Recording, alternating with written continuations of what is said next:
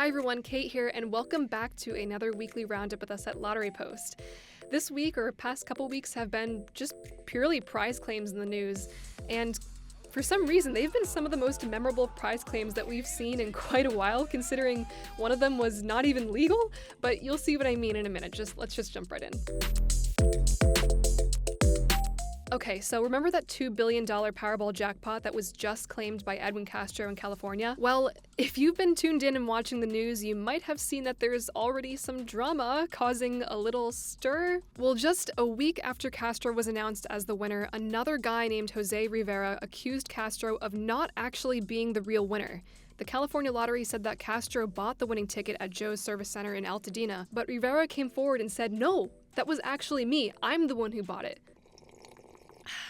That's some good tea. Except, if that's the case, then, well, how did Castro get a hold of the ticket then? Rivera asserted that another man, only known as Reggie, stole the ticket from him and refused to give it back after the winning numbers were drawn. Rivera says he repeatedly asked Reggie to return the ticket, but Reggie allegedly threatened to destroy the ticket if Rivera did not agree to split the winnings. Rivera then drew up legal paperwork and reported the supposed blackmail incident to the lottery and authorities. So, okay, there's a lot going on here. The first thing is we don't even know who this Reggie person is. We have no idea how he's even related to Rivera.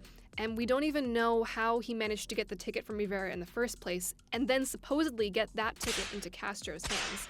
But one thing the California Lottery is confident on is that they went through the vetting process themselves and that they are sure that they have the correct person. They said in a statement that they are positive Edwin Castro is the rightful winner. Part of their claims verification process for making sure they're paying the right person is reviewing store security footage at the retailer that sold the winning ticket. So according to them, they physically saw Castro paying for the winning ticket. But what are your theories on this? Let us know in the comments down below. So that is the biggest and most expensive lottery claim in history. But let's look at a really illegal one. A Georgia gas station employee was accused of stealing over $127,000 worth of lottery tickets in a fake scanning scam he ran from behind the counter. But how did he get away with stealing so much? Well, the story goes that gas station owner George Joseph phoned police to report that he had caught one of his employees, Harish Bhatia, stealing from the store, and he had proof. After receiving an anonymous letter that Bhatia was conducting a scam, Joseph marked a bunch of bills and placed them in the cash register, which he then watched Bhatia grab and stuff in his pocket through the security camera. On top of that, Joseph sent a person into the store with winning lottery tickets for Bhatia to pay out. Bhatia did pay out the lottery prizes with money from the register, but he did not scan the winning lottery tickets through the Georgia Lottery terminal the correct way that would have registered the winning tickets as a winning ticket. Instead of hitting the cash out button on the machine that would have registered it, he would hit the ticket inquiry button to make it look like he was registering the ticket. Then he would stuff the winner's lottery tickets into his pocket, which were still technically eligible for winning since they were not yet scanned into the lottery system, so then he could claim them later at another store. When police arrived on the scene after Joseph got his proof, they searched the clerk and found $1,400 in marked $100 bills, the same ones that Joseph planted in the register.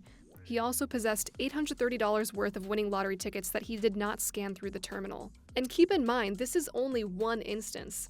In the month of February alone, Bhatia had done this 24 times. Just by running the scam in one day in February, the employee stole $2,230. Want to take a guess at how much he stole in a month? I'll give you 3 seconds. $22,910. That is just 1 month. Joseph estimated that the total damage was $127,954 over the course of 5 years, which is how long he's been employed. As of now, he's probably rethinking whether the scam was a good idea in the first place, since he's sitting behind bars charged with 24 counts of theft by taking and 24 counts of theft by conversion. Thankfully, this next story has a happier ending, but it was, regardless, pretty stressful for the lottery winner. A Florida player was thrilled to win $10,000 in the lottery, but left the lottery claims office disappointed. Some of you might already know this, but if you win a lottery prize over a certain amount, usually $600, the state has to cross-check your record and make sure that you don't owe any debts to the state. For example, something like child support or overpayments. And that's pretty much what happened to Joe Chung when he left the lottery office with a slip of paper from the state claiming that he actually owed money. And Chung's case is not just a one-off instance. Just under 10,000 lottery winners across the state of Florida alone last year received a letter stating that they owed money, And tons of people are going through the same thing. In Chung's case, the backstory is that he received unemployment assistance during the COVID pandemic as an unemployed mechanic. The state had incorrectly told him he was overpaid and owed a debt of $7,800 to the Department of Economic Opportunity, which nearly amounts to the entire prize he won. However, Chung had applied for forgiveness and had proof of the approval to waive the overpayments. And a lot of you can probably relate to the pain of being put on hold on the phone for hours on end. Hello? Hello? Is anyone there? Please pick up. Please. And it took multiple phone calls to the department, 6 voicemails, and being put on hold for 4 hours only for the line to get cut off. And normally in the lottery world, when you look at headlines, you really only see those hefty humongo wins like the ones coming from Powerball and Mega Millions that are several hundreds of millions of dollars worth. You don't really get to see ones that are any less than 6 figures. And that doesn't make the prize any less significant to the lottery winner. I mean, that $10,000 is incredibly valuable for someone looking to pay off bills, mortgages, car payments. It really is a lot of money. I would be pulling my hair out trying to get the money I owed, and dealing with the state and trying to get a hold of a real person to fix the problem is probably a logistic nightmare. But the squeaky wheel gets the oil, and with a little push from media outlets shedding light on the issue and getting everyone to talk about it, the state finally looked into Chung's problem and confirmed it was an error, and that he would be getting his check in 4 to 6 weeks. Last week, the Washington winner of the $754.6 million Powerball jackpot came forward, which we actually talked about in our last weekly roundup, which I think that's pretty cool. I don't know, I just think that's pretty neat. The Washington Lottery revealed the winner to be Becky Bell, and she has an insanely awesome story leading up to the moment she bought the winning ticket. Bell is a longtime employee at Boeing and worked at the company for nearly 36 years. She was shopping at a Fred Meyer grocery store in Auburn with her daughter 6 days after the company had just delivered its last and final 747 jumbo jet. She was walking around and glanced to the side to take a look at the current lottery jackpots, and hey, guess what that Powerball jackpot sign said? 747 million. I mean, like, wouldn't you play if you saw that? She slapped down that cold hard cash and said, "Give me a quick pick." I mean, I don't think she actually said that, but you know, still, whatever. And that incredible coincidence led her to buy the single ticket to win the 5th largest Powerball jackpot in history, and the largest jackpot ever won in Washington state. But she didn't know she was holding on to a ticket worth $754 million at first. She was working virtually the day after the drawing and noticed a news story online about a winning ticket being sold in Auburn. Thinking it could be her, she checked her first ticket. Nothing. She checked her second ticket, and hey, a message popped up that she had to claim at a lottery office. So it was worth at least $600. She broke down and cried when she cross-checked the winning numbers to find that she had won way more than $600. She got her son to double-check, her daughter to triple-check, her other daughter to quadruple-check, and then texted a photo of the ticket to her sisters and mother for a 5th check, after which her mom was like, "That's great, honey. Wow, $1 million. Good for you, dear." And Becky was like, "No, Mom, you don't understand. It's $700 million. She ended up taking the cash option of the jackpot and received $309.475 million after federal taxes, since Washington does not have any state tax on lottery winnings. And not only that, but she won an extra $8 on another one of her lines on her lottery ticket. Yay! When she claimed her prize from the lottery, they had a cute Powerball-themed cake waiting for her and a celebratory check. I mean, like, look how cute this is. It's so cute. Like, look at it.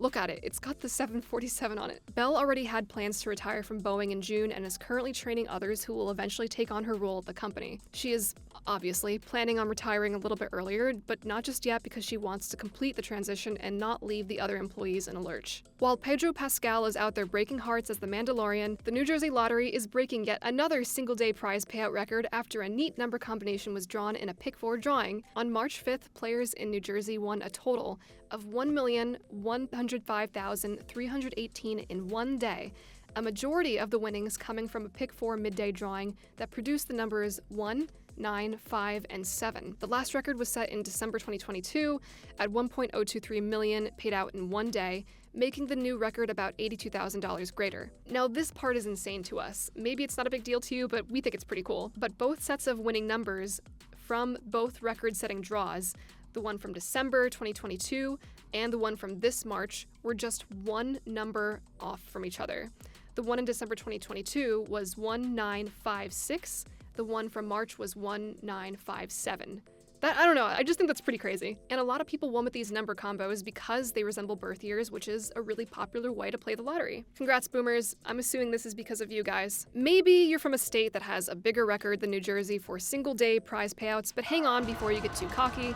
The reason why this is significant for New Jersey is because the lottery just enacted a game change in November 2022 that awards fixed prize amounts in Pick 3 and Pick 4, which prevents players winning on the same number combination from having to split a big Pick 3 or Pick 4 top prize. Because wouldn't that stink if you played the lottery and picked a popular number combination like 5555 and found out you won the top prize in Pick 4, but then you got like $2 because you had to share it with like 1,000 something people? So thank you, New Jersey. That was honestly pretty cool of you to do. The last story we have for you today is another one that was also featured in our last weekly roundup, which was about the two 31 million Mega Millions jackpots that were won in Massachusetts, both a week apart from each other.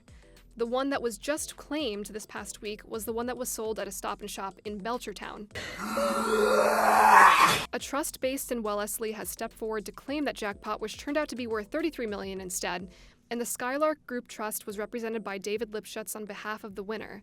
They claimed the jackpot as the one-time lump sum option of $17.44 million before taxes, and the winning ticket was a quick pick. Both this jackpot and the other 31 million Mega Millions jackpot are the largest prizes won in Massachusetts since the $758.7 million Powerball jackpot was won in August 2017, and it's also the fifth time a Mega Millions jackpot was won in the state since 2002, when the game expanded and had its name changed from The Big Game to Mega Millions. The Stop and Shop in Belchertown received a $50,000 bonus, and the ticket for the other 31 million Mega Millions jackpot bought at a Gibbs gas station in Woburn has not been claimed yet. So that's what we have in store for this week's weekly roundup. If you like these stories or you want to see more, be sure to give a tap on that like button and hit the red subscribe button and notification bell so you can stay up to date and ready for when our next videos do come out. Also check out lotterypost.com so you can interact with players from around the world on all your favorite topics. It's a great place to go if you're looking for more info on the lottery, or maybe have some questions that other players might be able to help you with. We would love to have you stick around and join this awesome community of lottery players that we've garnered over the years, both on Lottery Post and on YouTube.